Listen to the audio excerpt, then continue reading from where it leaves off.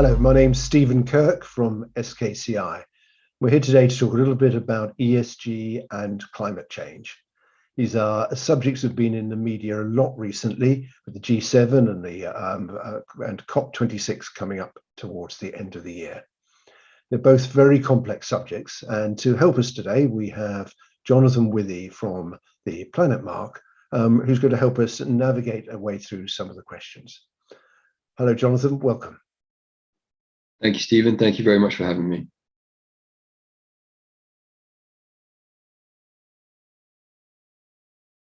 So a first question we have, which comes up quite a lot, particularly as smaller organizations start to think about ESG and climate change. If you're an SME and you want to make ESG part of your strategy, what are the first steps that you, from the Planet Mark perspective, would recommend? Yeah, so one of the first steps is to really understand why you're looking to adopt, and build in ESG into your business strategies. So talking to your external stakeholders that are most important to you is one of the first things I would look to do, and understand what aspects of ESG is most important to them, for those organizations to be doing more on, and then credibly disclosing to those organizations to help improve business relationship and perhaps unlock new business potential. From there, you want to start quantifying those ESG metrics that you're going to want to quantify. From a climate perspective, you want to be understanding your carbon footprint, which can be a bit of a complex ask if you've never done a carbon footprint before. Everything from understanding what we call your scope 1 and your scope 2 emissions, which is your direct carbon emissions that you have most operational control over, from the energy that you consume in your buildings and your vehicles, to the electricity you consume as well. And then you've got what we call scope 3 emissions, which are everything else, all of your indirect emissions, from commuting to business travel to up and downstream supply chain impacts. All of that has a carbon emissions associated with it, or greenhouse gas emissions that we convert into a carbon footprint, carbon dioxide equivalent. And we need to, I'm a person of many phrases, and you can't manage what you don't measure is one of them. And that's an important place to start, to set yourself a baseline.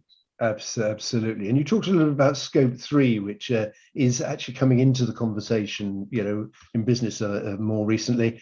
I had the pleasure to be in a pub recently and overheard people talking about scope 3 emissions. I thought that's an interesting situation.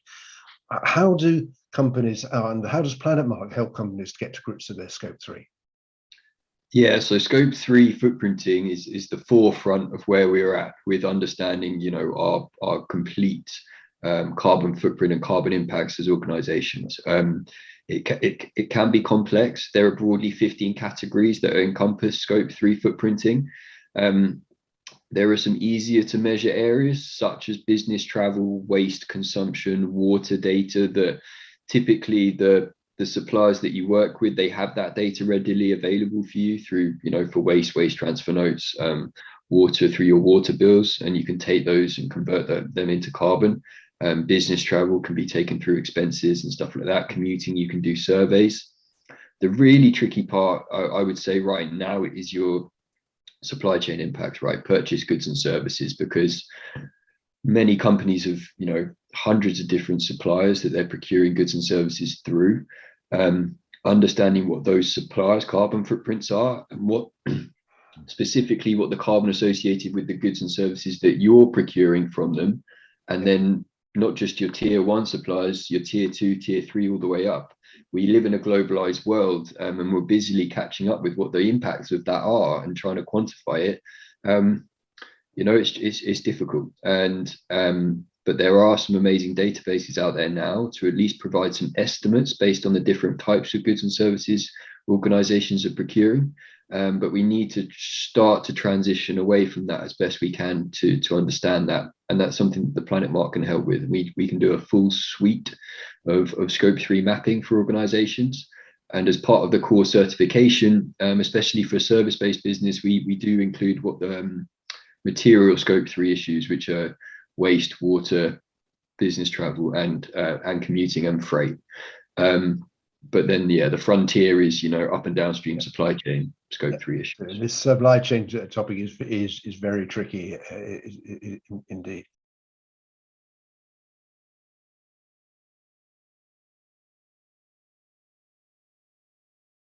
You talked about measuring, and obviously the next thing is, once you're measuring, is to take action on that.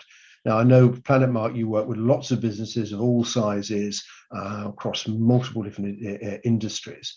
What are the parts of your members' ESG and climate change strategies that you see are the most successful? The ones that are most successful, I would say, are the ones where there's top management involvement in that strategy. So a top-down approach to empower staff to show that company is taking it really seriously. Taking a view of this is a long-term investment decision and not a short-term reactive decision.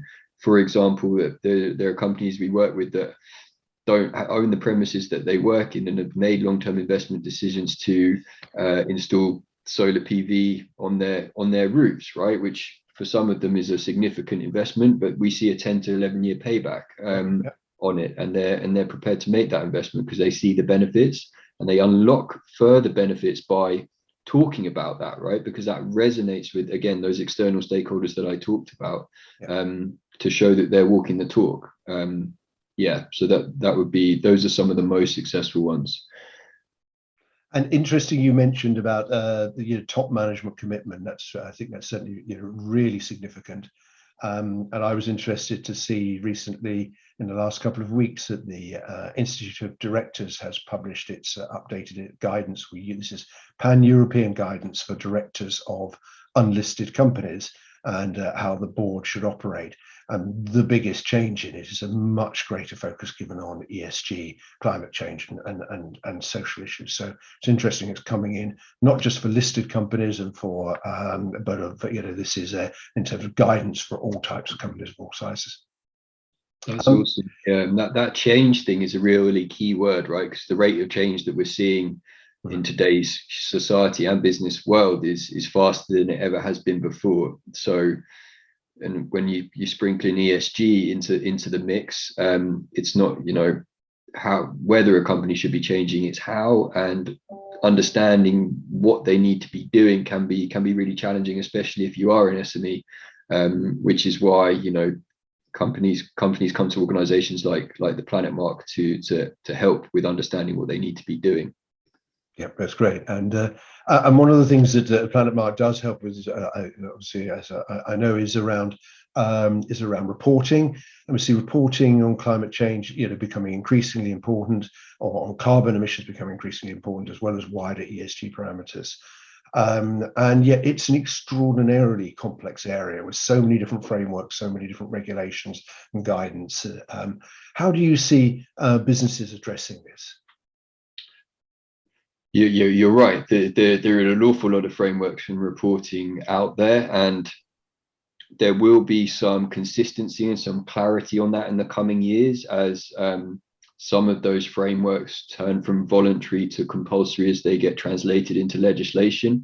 In the US, it's probably going to be kind of the SASB-led frameworks from ESG disclosure reporting, and in the UK and Europe, where I think TCFD is going to come to the forefront and win out as a climate-specific disclosure framework, which is great. But then you have a whole bunch of other ones. You've got what I call the old schoolers one of the UN Global Compact and the GRI, with many signatories that have been going for many years.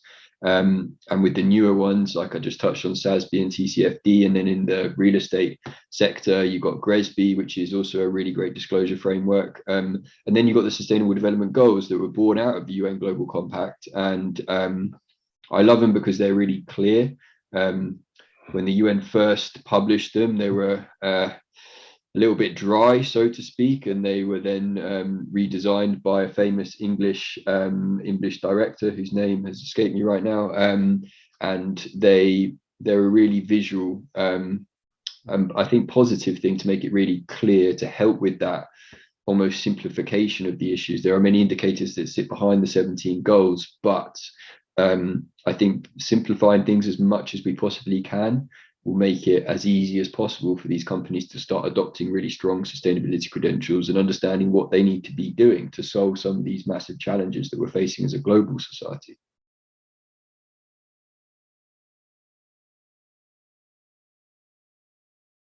And I think this positive message is so important. And what do you see? What's your guidance to companies in terms of actually how they get the positive message out, and how they can engage their staff around climate change? Yeah, so I think there's two different things there. There's the internal engagement, and then there's external communication, both of which are fundamentally critical for driving success with this thing. It's funny because the Planet Mark, we talk and work with hundreds of companies, and when we're at the start of conversations with organizations who are trying to figure out the direction of travel for their sustainability journeys, we always find that they're doing so much when you scratch beneath the surface of their activities, because naturally organizations tend to be socially conscious anyway, and wanting to do the right thing. They're just they're trying to manage their day jobs almost with these extra things, which is linked to the history of sustainability, where it's kind of started with basic philanthropy to corporate social responsibility, which is still kind of a bolt-on exercise, to now sustainability and ESG, which is fundamentally aligned with an organization's business strategy, which is what we need. So going back to your question, they need a framework in order to understand what and how to collect these stories, so to say, for external communication, and also how to quantify the impact of those activities, because then you move from saying a bunch of words which might not be so credible and kind of borderlines greenwashing, to actually backing that up with evidence and facts and showing the results of the activities that you put in place, which is really important. And people are really switched on to these things now. So if you're just saying a bunch of words, and I've seen campaigns recently from very large organizations where I've been like, that doesn't resonate with me, let alone everyone else. It's really important. So quantifying your impacts in order to communicate externally is important. And then from an internal staff engagement perspective, you just have to create a forum to allow staff to comfortably and confidently contribute to things that they're passionate about, maybe outside the workplace, and they want to be more involved with inside of the workplace. And actually that gives people a greater sense of purpose and meaning in what they do. And there's some amazing research out there that demonstrates, if staff turnover is really important to you, it makes staff, it reduces staff turnover because staff are more likely to stay and be part of your transition in the change that needs to happen anyway. So you're just maximizing the benefit of these things, which is another one of my phrases. So yeah, and there's been a lot written about recently over the last few years of how purpose-driven businesses can outperform those without a clear purpose. And then if you can take that purpose, you can make sure that it has ESG as part of that purpose, and then communicate that and get it to your staff and engage the staff. I know from our experience, and also I've seen with the success with Planet Mark, it could be transformational for organizations. Absolutely, yeah. Purpose is a key theme, and what we're seeing at the moment, and it helps define who you are, and then helps with those transitions and all of those things. It's a really exciting time, and I think the Friedman model of paying creating shareholder wealth as the primary focus of a business, that's now shifting. We still live in a capitalist world. Neoliberalism perhaps isn't the model, but heavily regulated capitalism has got us to where we are today. And there's lots of different frameworks and approaches, from the founder of Whole Foods' conscious capitalism model to lots of other similar models that I think work really well and can help accelerate that change, because business has a massively critical role in helping us solve these challenges.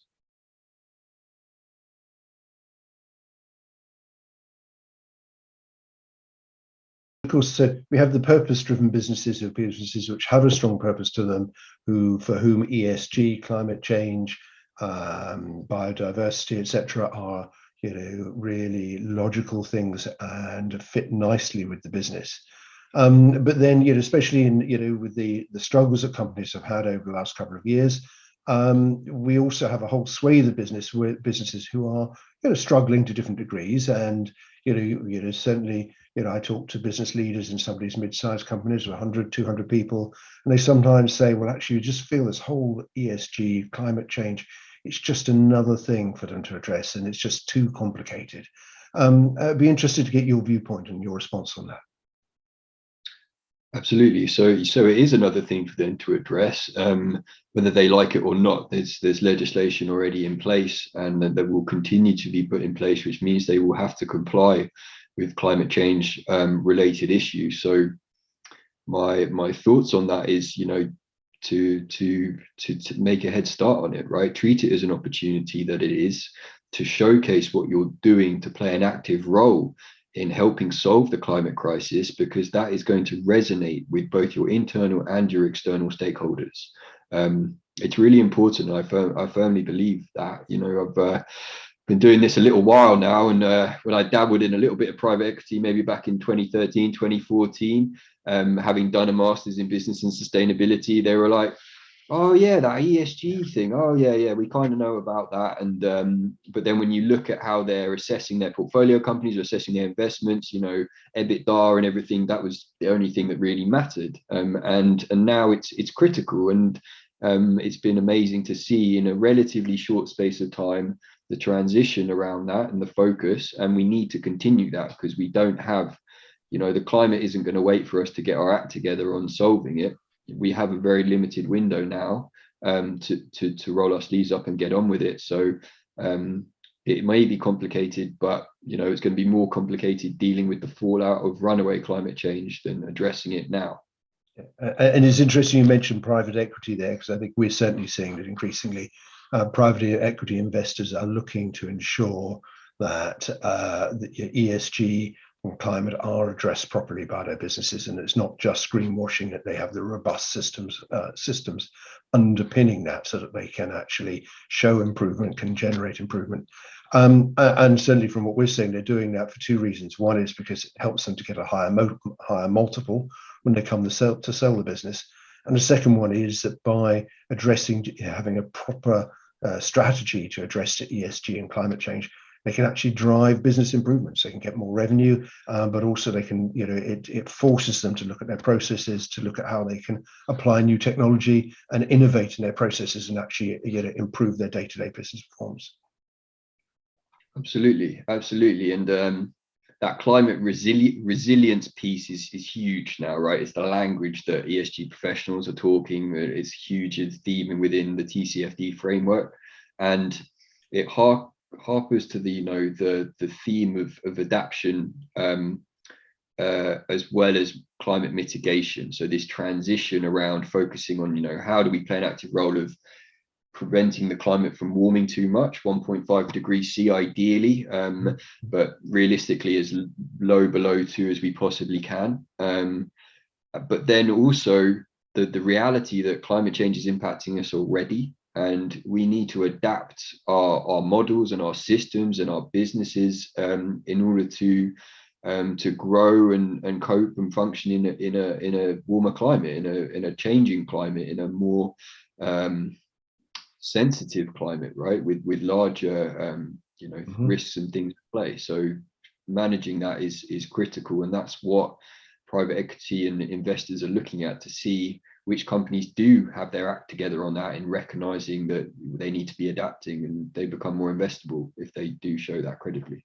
Yeah, and I think it is an enormous challenge for businesses, but also huge opportunities out there for organizations that are positive about how they address this, that really grasp the opportunity and say, yes, we can continue to deliver prosperity, but we're going to do it in a much more sustainable and much lower impact manner. And certainly there are, within the range of companies that one sees in operation, there are enough who are doing that to give hope that we can actually address the climate crisis properly. So thank you, Jonathan. That was really great. Really good to hear your views. And I would say, say to to people listening, please go and find out more information about the Planet Mark at www.planetmark.com. People from the Planet Mark will be very happy to help you with working through the certification, measurement, engagement, communication, and the practicalities of improving your ESG and your carbon footprint. Or also, if you want to look at things from a more strategic perspective and how ESG and carbon affects your overall corporate strategy, then please go to the SKCI website, www.skcinv.com, and we'll be very happy to help you through that process. Thank you.